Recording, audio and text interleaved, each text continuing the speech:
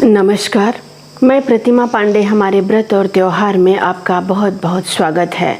निर्जला एकादशी आने वाली है। ये एकादशी बहुत ही महत्वपूर्ण एकादशियों में से एक है। इस एकादशी का व्रत अगर नियम पूर्वक हम कर लेते हैं तो हमें 24 एकादशियों का फल प्राप्त होता है।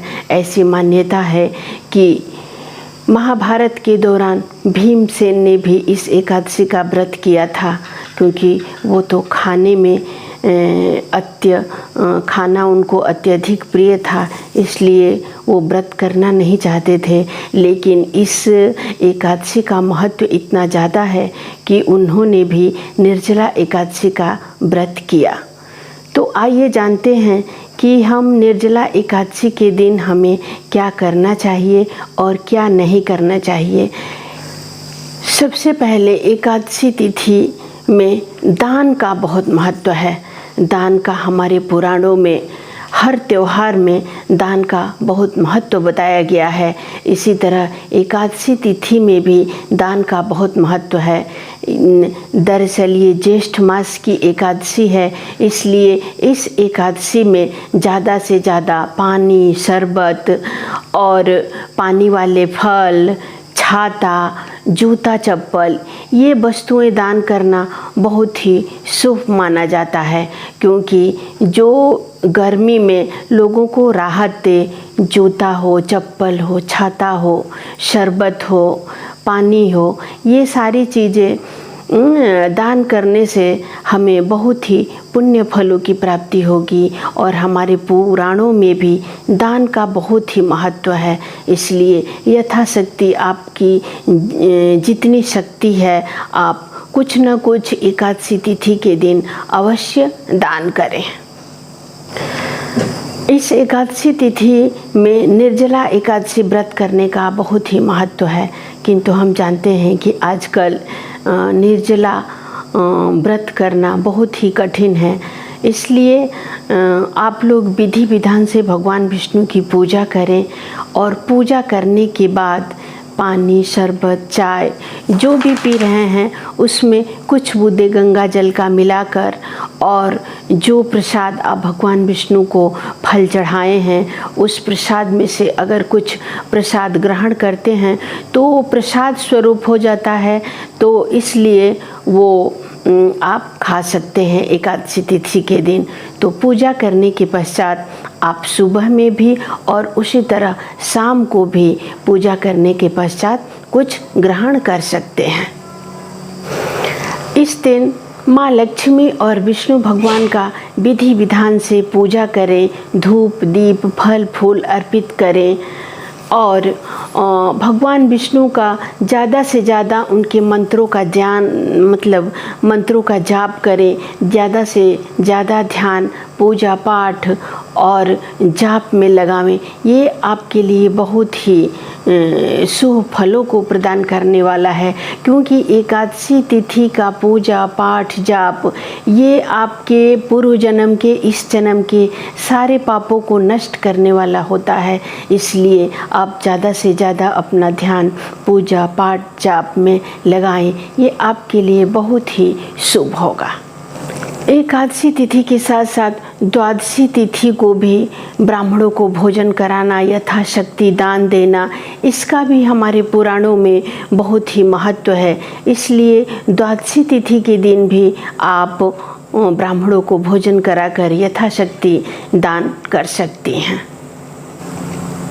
और एकादशी तिथि के दिन एकादशी व्रत की कथा अवश्य सुननी चाहिए। ऐसी पुराणों में मान्यता है कि जो भी व्यक्ति एकादशी की कथा सुनता है, वो चाहे कोई भी 24 एकादशी अगर करते हैं तो आप 24 एकादशियों की भी कथा अवश्य सुने। ये बहुत ही पुण्य फलों को प्रदान करने वाला है।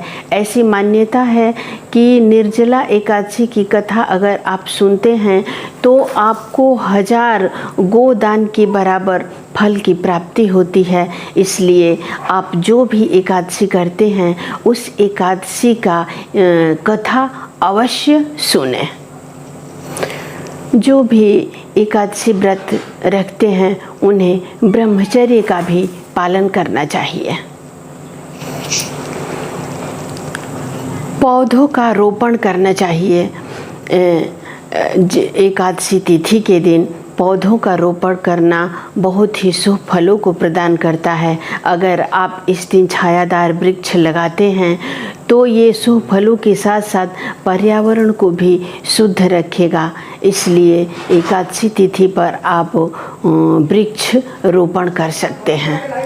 अब जानते हैं कि एकादशी तिथि के दिन हमें कौन से कार्य नहीं करने चाहिए।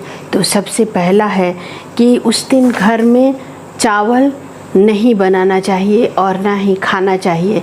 ऐसा करने से हमें अगले जन्म में कीड़े मकोड़ों का जन्म होता है। इसलिए एकादशी तिथि के दिन एकादशी तिथि क्या 10वीं तिथि की शाम को एकादशी तिथि और द्वादशी तिथि की शाम को चावल कभी भी ग्रहण नहीं करना चाहिए।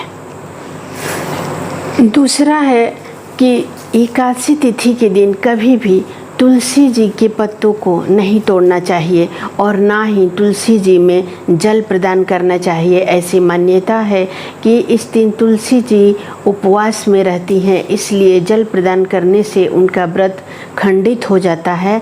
तो कभी भी एकादशी तिथि के दिन तुलसी जी में जल नहीं प्रदान करें और ना ही तुलसी दल को तोड़ें। तीसरा है, अगर आप एकादशी व्रत रखते हैं तो आपके घर में उस दिन प्याज, लहसुन, मांस, मदिरा का सेवन नहीं होना चाहिए। बिल्कुल शुद्ध और शाकाहारी घर होना चाहिए। ये भी बहुत ही ज़रूरी है कि आपका घर शुद्ध और शाकाहारी हो। इसलिए उस दिन लहसुन, प्याज, मांस, मदिरा का सेवन कोई भी परिवार का सदस्य ना करे। अगला पॉइंट है कि एकादशी तिथि के दिन किसी के साथ भी लड़ाई ना करें, किसी के बारे में बुरा ना सोचें, अपने से बड़ों का मान सम्मान करें। ये कार्य तो आप हमेशा भी करें तो बहुत ही अच्छा है, किंतु अगर आप हमेशा नहीं कर पा रहे हैं तो एकादशी तिथि के दिन बिल्कुल भी ये कार्य ना करें।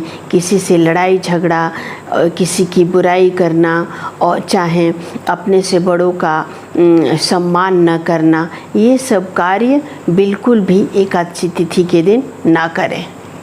एकादशी तिथि को कभी भी नमक भी ग्रहण नहीं करना चाहिए। ऐसी मान्यता है कि इस दिन नमक खाने से एकादशी और गुरु का प्रभाव कम हो जाता है। इसलिए इस दिन नमक न खाएं। जो भी सीजन के फल हैं उसी को खाकर आप रह सकते हैं, नमक बिल्कुल भी ना खाएं। इन सब बातों का ख्याल रखते हुए अगर आप एकादशी तिथि के दिन विधि विधान से भगवान विष्णु की पूजा करते हैं, व्रत रखते हैं, मंत्र का जाप करते हैं तो आपको संपूर्ण फल की प्राप्ति होती है। अगले वीडियो में हम फिर एक नई जानकारी के साथ आपके सामने उपस्थित होंगे। नमस्कार।